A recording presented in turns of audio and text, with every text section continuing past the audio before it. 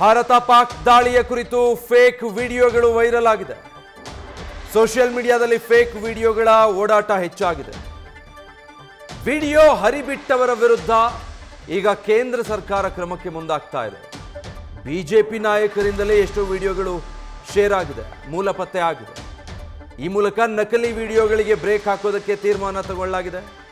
ವಿಪಕ್ಷಗಳಿಗೆ video share ಮಾಡಿ BJP ನಾಯಕರು ಟಾಂಗ್ ಕೊಟ್ಟಿದ್ರು.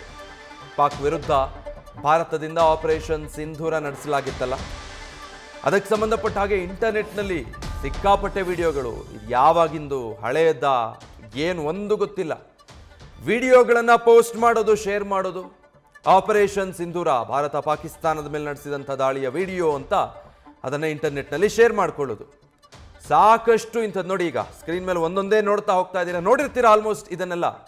ಆದರೆ ಇದೆಲ್ಲವೂ ಕೂಡ ಫೇಕ್ ಆಗಿದೆ.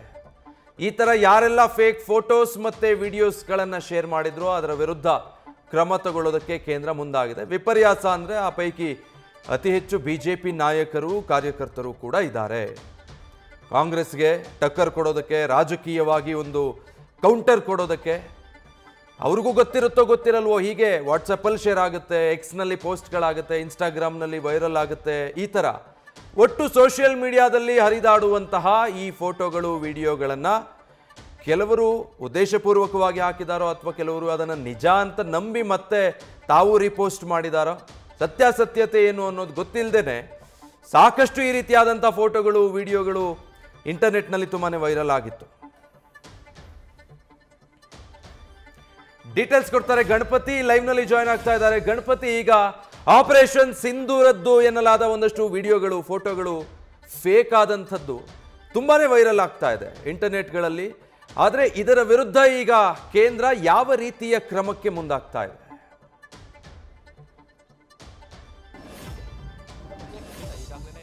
ಆಪರೇಷನ್ ಸಿಂಧೂರ ಸಾಕಷ್ಟು ಚರ್ಚೆ ಆಗ್ತಿರುವಂಥದ್ದು. ಎಲ್ಲ ಒಂದು ಕಡೆ ಭಾರತದ ಸೈನಿಕರ ಕಾರ್ಯವೈಖರಿಗಳು ಕೂಡ ಸಾಕಷ್ಟೇ ಚರ್ಚೆ ಆಗ್ತಿದೆ. ಅದರ ಜೊತೆಗೆ ಒಂದಷ್ಟು ಫೇಕ್ ವಿಡಿಯೋಗಳು ಕೂಡ ಎಲ್ಲ ಒಂದು ಕಡೆ ಸಾಮಾಜಿಕ ಜಾಲತಾಣಗಳಲ್ಲೂ ಕೂಡ ವೈರಲ್ ಆಗ್ತಿರುವಂಥದ್ದು. ಅಂದರೆ ಆಪರೇಷನ್ ಸಿಂಧೂರ ಸಮಯದ ಮಾಡಿದಂಥ ಒಂದಷ್ಟು ಪ್ಲೇಸ್ಗಳಿರ್ಬೋದು, ಅದು ಎಲ್ಲ ಒಂದು ಕಡೆ ನಕಲಿ ವಿಡಿಯೋಗಳು ಸಾಮಾಜಿಕ ಜಾಲತಾಣಗಳಲ್ಲಿ ಹರಿದಾಡ್ತಾ ಇತ್ತು. ಆದರೆ ಏಕಾಏಕಿ ಅಧಿಕಾರಿಗಳು, ಅಂದರೆ ನೇವಿಯವರು ಇರ್ಬೋದು, ಹಾಗೆ ಒಂದಷ್ಟು ಅಧಿಕಾರಿಗಳು ಸುದ್ದಿಗೋಷ್ಠಿಗಳ ಮೂಲಕ ನಾವು ಏನನ್ನ ಅಟ್ಯಾಕ್ ಮಾಡಿದ್ದೀವಿ, ಜೊತೆಗೆ ಎಷ್ಟು ಸೈನಿಕರು ಮೃತರಾಗಿದ್ದಾರೆ, ಈ ಎಲ್ಲ ಒಂದಷ್ಟು ಡೀಟೇಲ್ಗಳನ್ನು ನೇರವಾಗಿ ರಕ್ಷಣಾ ಇಲಾಖೆಗಳು ಸುದ್ದಿಗೋಷ್ಠಿಗಳ ಮೂಲಕ ಕೊಡುತ್ತೆ. ಇಂತಹ ವಿಡಿಯೋಗಳನ್ನು, ಜೊತೆಗೆ ಅವರು ರಿಲೀಸ್ ಮಾಡಿದಂತಹ ಒಂದು ಅಸಲಿ ವಿಡಿಯೋಗಳನ್ನು ಈಗಾಗಲೇ ಸಾಮಾಜಿಕ ಜಾಲತಾಣಗಳಲ್ಲಿ ಬಿಜೆಪಿ ನಾಯಕರು ಈಗಾಗಲೇ ಒಂದಷ್ಟು ವೈರಲ್ಗಳನ್ನು ಮಾಡ್ತಿರುವಂಥದ್ದು. ಅಂದರೆ ಅವರು ನೇರವಾಗಿ ಹೇಳ್ತಿರುವಂಥದ್ದೇನು, ಯಾವಾಗ ರಕ್ಷಣಾ ಇಲಾಖೆ ಅಧಿಕಾರಿಗಳು ಒಂದಷ್ಟು ಸಾಮಾಜಿಕ ಜಾಲತಾಣಗಳಲ್ಲಿ ವಿಡಿಯೋಗಳನ್ನು ಹರಿಬಿಟ್ರೋ ಅದು ಕೂಡ ಒರಿಜಿನಲ್ ಆಗಿರುತ್ತೆ. ಇನ್ನುಳಿದಂತಹ ಒಂದಷ್ಟು ಫೇಕ್ ವಿಡಿಯೋ ಅಂತ ಇರುವಂತಹ ಒಂದು ವಿಡಿಯೋಗಳಿದೆ, ಅದು ಯಾವುದೂ ಕೂಡ ಸಾಮಾಜಿಕ ಜಾಲತಾಣಗಳಲ್ಲಿ ಹರಿಬಿಡಬಾರ್ದು.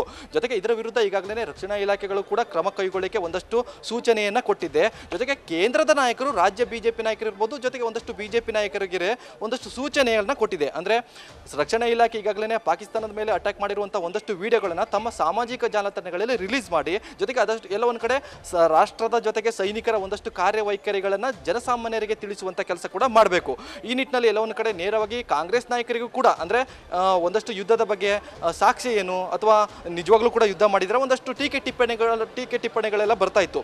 ಈ ಹಿನ್ನೆಲೆಯಲ್ಲಿ ಬಿಜೆಪಿ ನಾಯಕರು ಸ್ವತಃ ತಮ್ಮ ಖಾತೆಯಲ್ಲಿ ಒರಿಜಿನಲ್ ವಿಡಿಯೋ ಶೇರ್ ಮಾಡುವ ಮೂಲಕ ಎಲ್ಲ ಒಂದು ಕಡೆ ಕಾಂಗ್ರೆಸ್ ನಾಯಕರಿಗೂ ಕೂಡ ಟಾಂಗ್ ಕೊಟ್ಟಿದ್ದಾರೆ.